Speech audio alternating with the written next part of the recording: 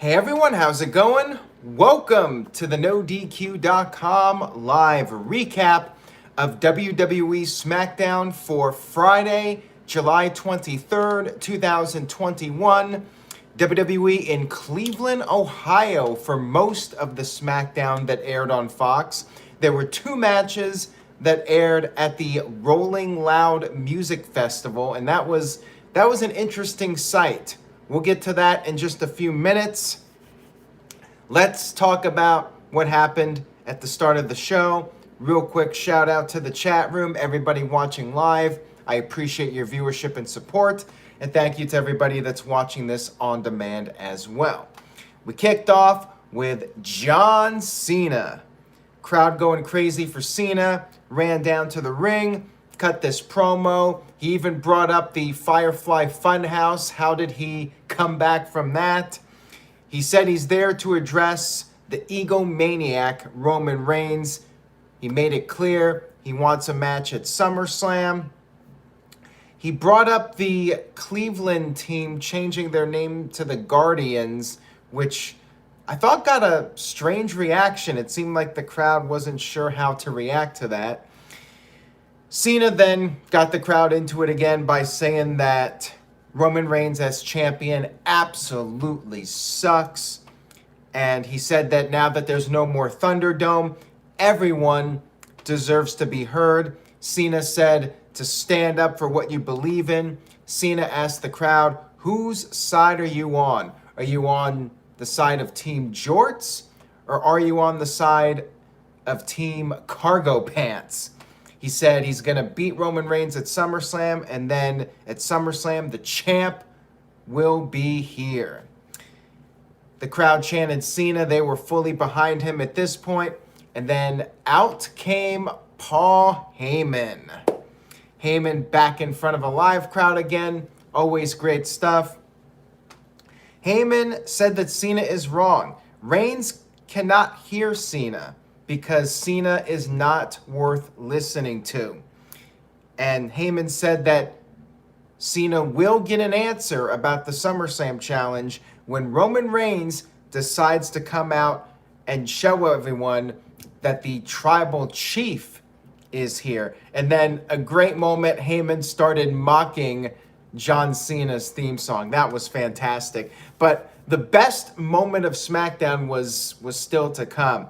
And I know people in the chat are already talking about it. And again, I do ask you guys if you send super chats to try and stick to the topic if you can.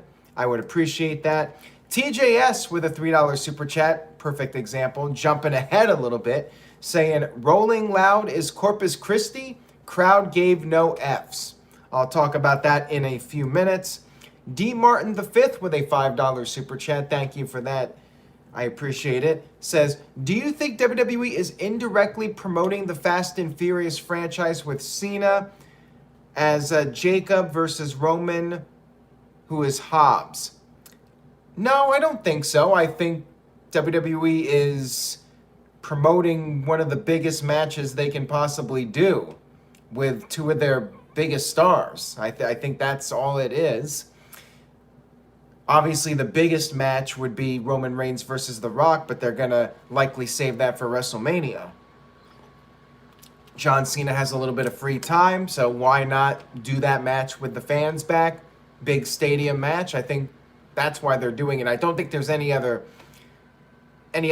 reason behind it or any indirect promotion that they're doing. I don't think Vince was thinking, oh, how can we somehow make this a reference to the Fast and Furious? I don't think that's the case.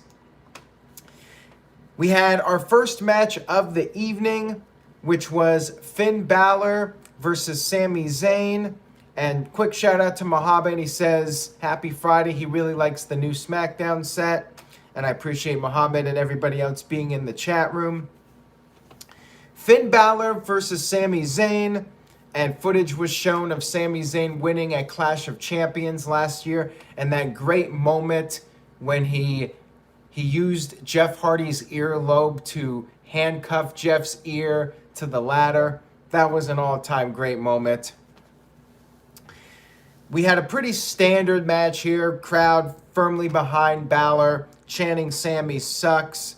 Sami went for the haluva kick, but Balor countered it with a sling blade. Sami came back and hit the blue thunder bomb, which Michael Cole referred to as a Michinoku driver. And you had Pat McAfee immediately say, well, the internet's going to get on your case for that one. And sure enough, they did. And crowd was into Balor, chanting, let's go Balor. Balor then picked up the victory with the coup de grace.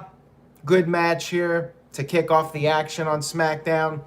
And then we had a really funny segment backstage. We had Baron Corbin interviewed about his GoFundMe account, and he actually lost money because he got ghosted by the person that set it up, and this person took all of his money. Baron Corbin has no more credit, and he had to take a bus, and he started complaining about the bus. Poor Corbin. And it gets even funnier. We got more Corbin to come, so just wait. And Anthony says Corbin is turning face. Well, there's that trademark for Happy Corbin, so this is going somewhere. And Dr. NXT Scorpio says nothing wrong with taking the bus. It reminds me of the Weird Al song, one of his first songs, Another One Rides the Bus. We had Big E come out for a promo, and somebody had a sign that said Big Money, and the E was capitalized. That was clever. Watch, WWE puts out a shirt, a Big Money shirt with the E capitalized. Just you watch. Crowd did the You Deserve It chants, and we had a quick interruption by Apollo and General Aziz, and then this was one of those segments where everybody interrupts. Dolph Ziggler and Robert Roode interrupted. Shinsuke Nakamura and Rick Boogs interrupted. Cesaro interrupted. Said it's swing time in Cleveland. Everybody started brawling. And Big E sent Aziz over the top rope. And I was thinking they were going to do the six-man tag team match. I'm like, okay, during the commercial break, they're gonna announce Adam Pearce made a six-man tag team match, but as it turns out, Ziggler said, not tonight.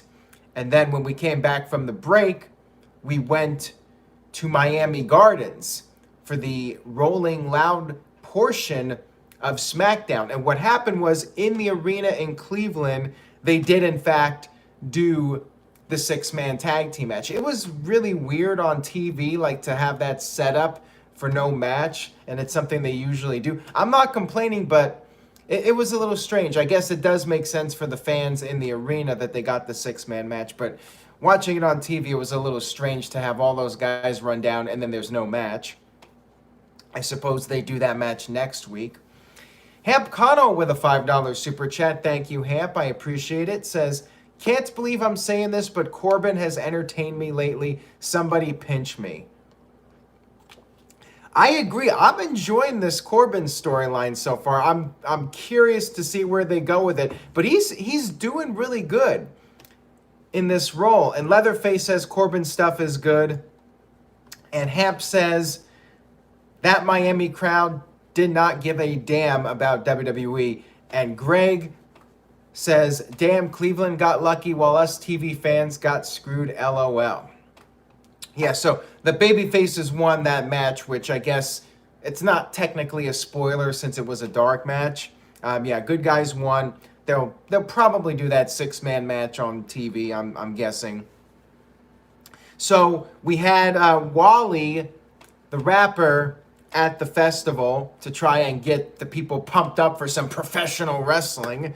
Didn't really work. They brought the Street Profits out there, and yeah, you heard noise, but you looked at the crowd and nobody was reacting. Like, these people were clearly there for music, maybe waiting for the next musical act, and they're just like, well, I don't really want to go and lose my spot in the crowd, so they just stood there and watched these wrestling matches, and the people looked like they were completely oblivious to who these people were. We had our first match, which was Angelo Dawkins versus Chad Gable. And Dawkins picked up the victory. not much to say about it. It was just a standard match. You had piped in noise, so the Thunderdome audio track gets put to use. Even though there's no more Thunderdome, they got to use it. And apparently his name is Wale, not Wally. So I apologize for that. Wale. We had the Thunderdome noise, and you had the commentary over it, which I wonder if that was pre-recorded, because also in Cleveland during this segment, you had Pat McAfee cutting a promo for the live fans and putting them over. That could have been done during a break also. But yeah, we did have commentary with the piped in Thunderdome noise. And yeah, the fans did not, I shouldn't even say they're fans, the music goers did not even react to the match being over. They didn't even applaud or anything. Here's what I'll say about this. I'm not going to knock it. I think it was a good idea. You want to try things outside the box, and it looked cool. Like the idea of being in a different environment, I'm always down for that. I think the negative about it, and again, I think it was a good effort to do this and maybe get some new eyeballs on the product.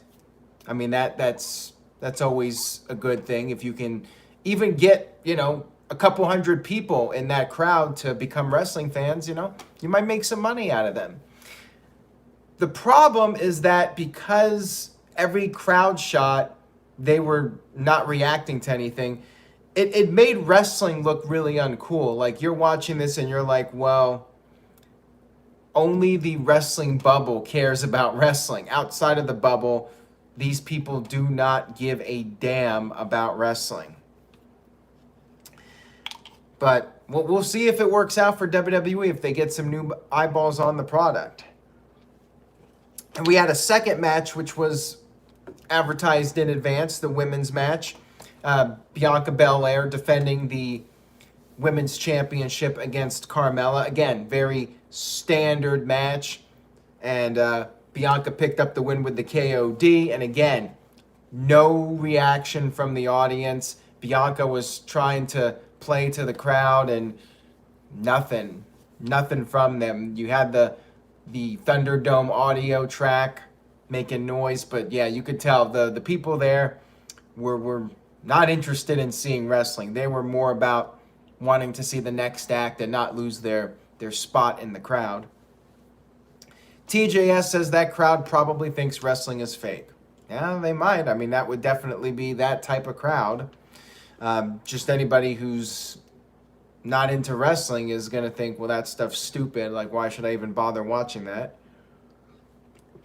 Leatherface says they chose the right wrestlers.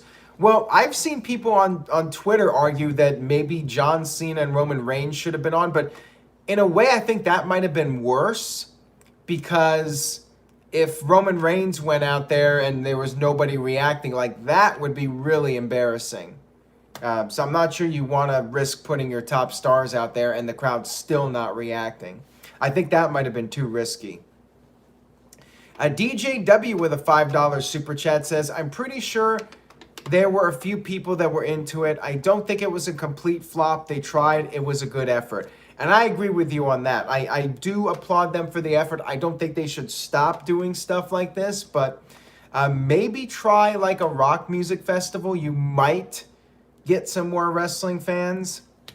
It did kind of remind me of when WCW did the Road Wild pay-per-views, the biker rallies, with a bunch of people that clearly had no interest in wrestling. They were just there, and because there was a wrestling ring, they're like, okay, fine, we'll watch it.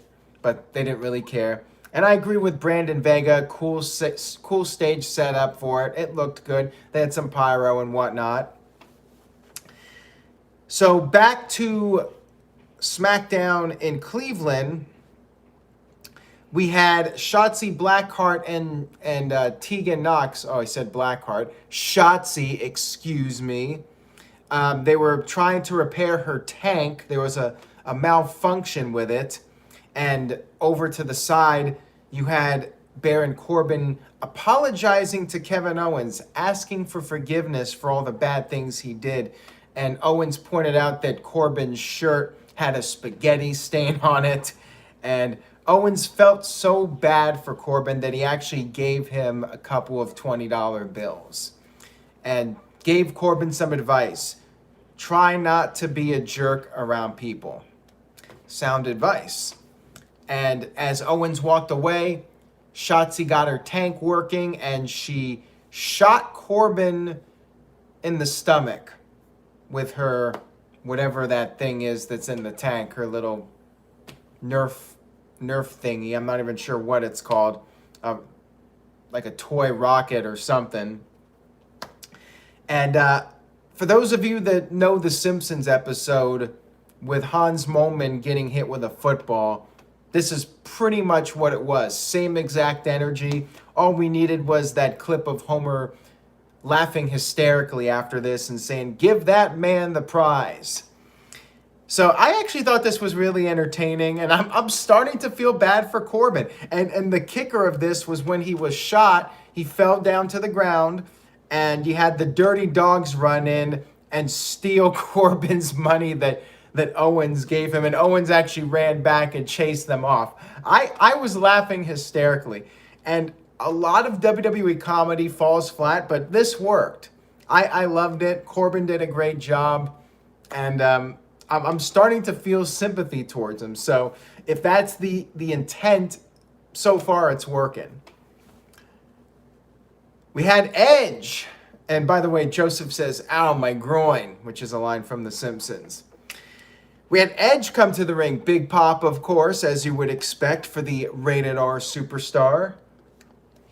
He said he should be the Universal Champion, but there's one reason why he's not, and that is Seth Rollins. Edge thought he had his bases covered with Rey and Dominik Mysterio counteracting the Usos, and Edge thought that maybe Rollins would go after Reigns and cost Reigns the match, thinking that Edge is the easier guy to beat for the title. And Edge brought up 2014, how Rollins had a chance to finish off Edge, but did not do it. Never thought Edge would ever come back to wrestling, but now Edge is back, and Edge reminded everybody of how dark he can get. Brought up the Brood, which got a pop. Brought up the Ministry of Darkness, which got a huge pop from the crowd. I thought that was pretty cool, that this was definitely a hardcore crowd that knows their wrestling history. You know, every time they mention something from the past, you always wonder if it's going to be crickets, but they popped big for the Ministry of Darkness. So right on, Cleveland. Seth Rollins arrived, and he referred to Edge as Grandpa Edge, said Edge is the man that used to be something.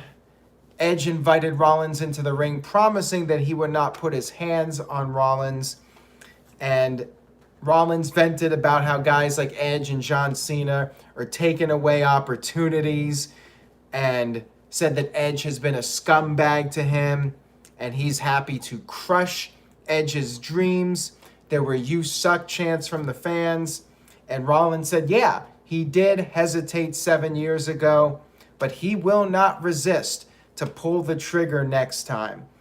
And Edge responded by saying he's a liar. He punched Rollins in the face.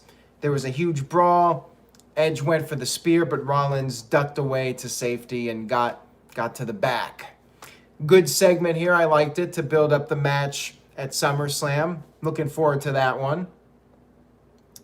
We had the debut of Toni Storm versus Zelina Vega, and I'll get to that in a second. DJW with a $5 super chat. Thank you for that. I appreciate it. Says, Seth Rollins proved once again that he is money on the mic. Old Grandpa Edge and missionary Nostalgia Cena can show up whenever and get opportunities. Oh yeah, we'll get to that with the whole missionary line in just a few minutes. Thank you again, DJ. So, Zelina Vega, no entrance. She got the jobber entrance. And, this was a showcase for Toni Storm, officially on the SmackDown roster. Vega did get a near fall, but that was pretty much it. Storm got the win with the Storm 0. I think they're calling it the Storm 1 now. You always got to change something on the main roster, and Toni Storm is being positioned as a babyface.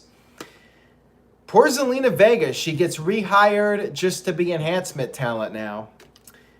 Psycho Jet Black with a $2 super chat says, is Zelina on a losing streak as punishment? Look, I have no idea.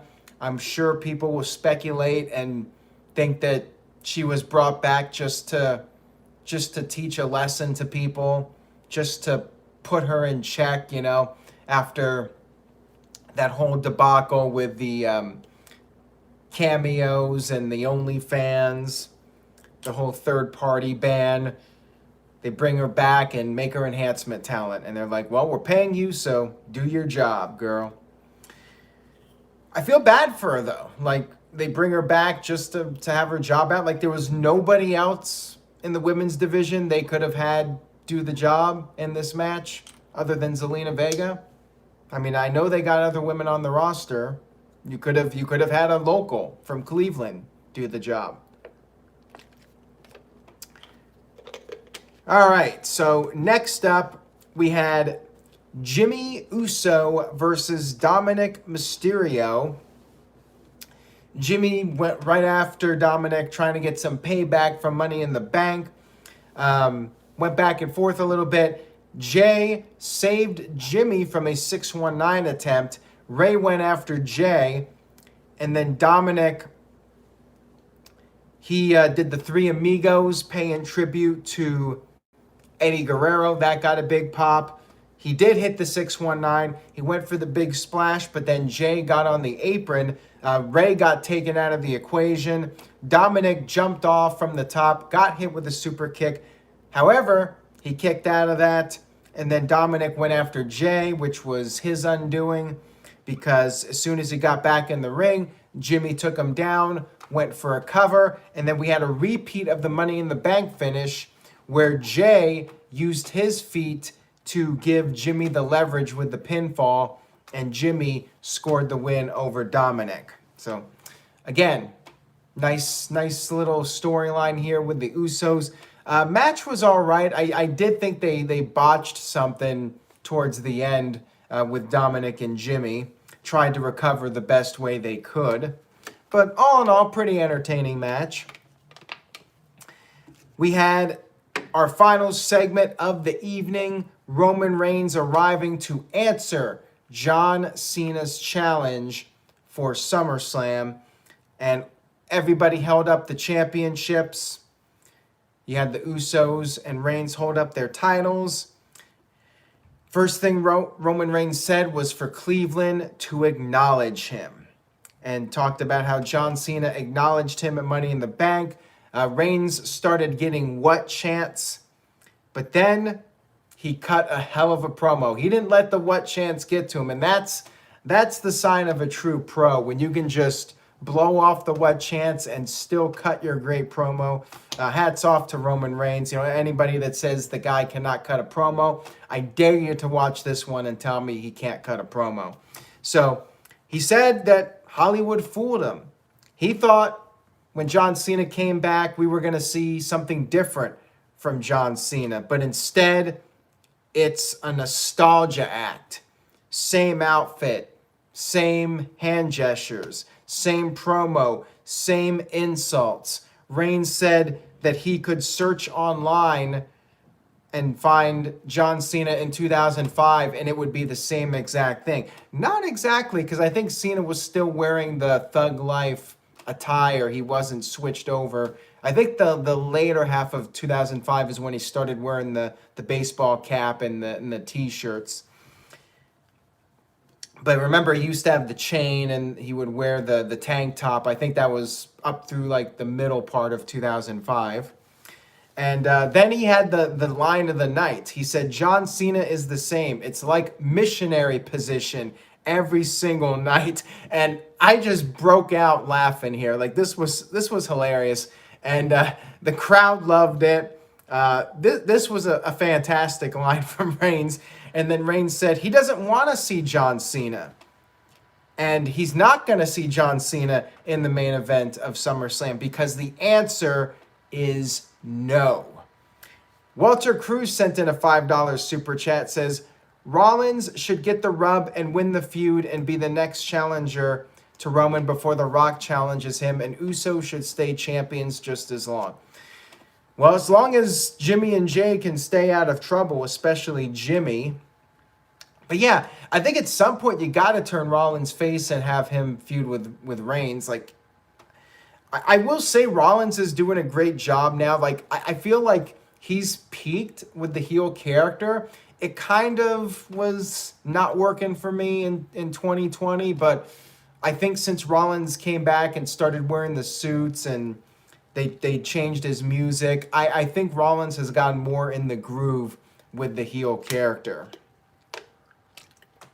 MVP Kev says the missionary line was hilarious. Colin Andrews says missionary Mary.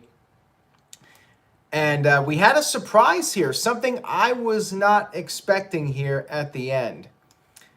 We had Finn Balor show up.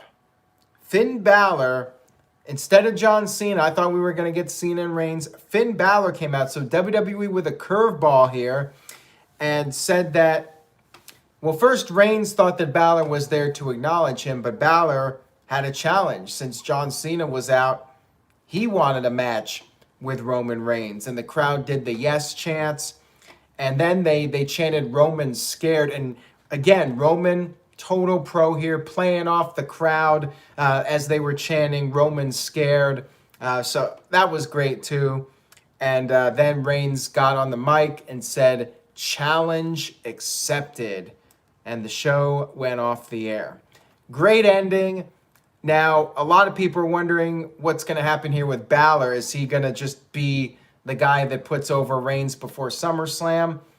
Might end up happening. Or maybe they have a non-title match and Cena costs Reigns the match. Balor wins. And then after SummerSlam, Balor gets his title match since he technically beat Reigns. This would be one occurrence where having the champion lose would work, because John Cena could run down and cost Reigns the match, giving Balor a win over the champion, setting up a match after SummerSlam. That's what I would do if I was booking it. That way, Reigns is pissed off at Cena and accepts the match for SummerSlam. Dr. NXT Scorpio says Reigns is going to turn face by default with lines like that.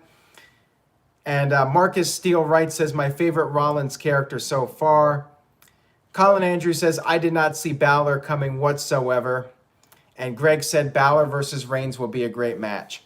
Walter Cruz with a $5 super chat says, they should have Cena say, look who learned how to do a promo, as a throwback to when Reigns was dissed by Cena a few years ago. Yeah, I mean, that would be a comeback for Cena. And Greg said, what happened to Cena? Didn't he have a movie to film? He does. It's after SummerSlam. He's available until SummerSlam, and then he's going to go off and do the movie.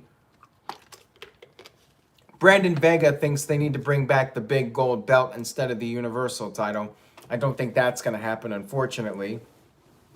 Leatherface says the yes chants hit different knowing that Daniel Bryan is gone. And DJW with a $5 super chat, thank you for that, says, you know what, Aaron? Roman is absolutely right. Same Cena, everything from his entrance to his promos. Super Cena, no, I'm not impressed with his return. Yeah, Reigns was spitting fire on the mic, I gotta say that. And it'll be interesting to see what Cena's rebuttal is on next week's show. So they got you interested now. And another thing that was announced, Michael Wayne brought it up. It's up on NoDQ.com, the announcement of it. They're doing a pay-per-view on New Year's Day, which falls on a Saturday. Saturday, January 1st, 2022. First time ever, a WWE pay-per-view on New Year's Day. When was the New Year's resolution or revolution? When was that pay-per-view? I think that was maybe January 7th or 8th, usually, the few times that they did it. I don't think they actually did it right around the first of the year. I believe it was like a week or so after the first of the year. Hamp Connor with a $5 super chat says, I thought the Messiah gimmick for Rollins could have been huge if he had a few more disciples. Yeah, for whatever reason, it just wasn't clicking with me. And then you did have the injuries with the Authors of Pain. And maybe if there was no COVID, it would have gone differently. Who knows? But that Rollins gimmick in the Thunderdome, I mean, we had the whole eye for an eye thing. And, you know, people liked it. People hated it. Seemed like it was a polarizing storyline that they did with those two. Psycho Jet Black with the $2 super chat says, what happened to Bray Wyatt? Why is he missing? We don't know why he's missing. Apparently, it's something that's not storyline related. Hopefully, he's back soon. He is being advertised for an upcoming episode of Raw. I believe it's August 3rd, but I'm not sure on that one. Martin says that the New Year's Revolution was on the 7th of January. So thank you guys for that. Yeah, I didn't think it was on January 1st or January 2nd or anything like that. Virtue thinks it's still going to be... well, yeah, obviously I think it's going to be Cena versus Reigns at SummerSlam. But I could see Cena costing Reigns the match, giving Balor the upset victory. Because if Balor loses, like, that's just going to bring him down a few pegs. And why not have Balor? I think there's more value in having Balor win with Cena's help, and then you do the proper match on pay-per-view in September, Reigns versus Balor, and bring back the Demon for that match. And yeah, Balor will ultimately lose to Reigns, but I think you set up a pay-per-view match with them and Balor brings back the Demon. I think that's a pretty big deal. And that would be the time that the Demon finally loses. You know, if he's going to lose, he loses to Roman Reigns. So anyways, all in all, good SmackDown. I give it a solid B this week. We had a lot of interesting things happen on the show. Roman Reigns was fantastic. And I like the build-up for Rollins versus Edge. No DQ Virtue says with $2, Balor versus Reigns is missionary position. Well, there you go. Virtue is not impressed with Balor versus Reigns. I, however, would like to see it in September. Yes with a B+, Dr. NXT Scorpio with a B, Terry with a B, Biblical Adrian with a B, Maud W gives it an A-. And Calvin Bowman gives it an A. Curtis Butler gives it a B, reverse cowgirl. And Greg says, well, Virtue would know about missionary A. Hamp Connell sent in a $5 super chat, says, what pay-per-view name would you like to see return? I would like to see the return of Fully Loaded. King of the Ring. Cyber Sunday. I mean, you said pay-per-view name, but really what I want back are the concept pay-per-views that I thought were actually good. Cyber Sunday wasn't the best idea during the era where people had to pay $40 to $50 to watch.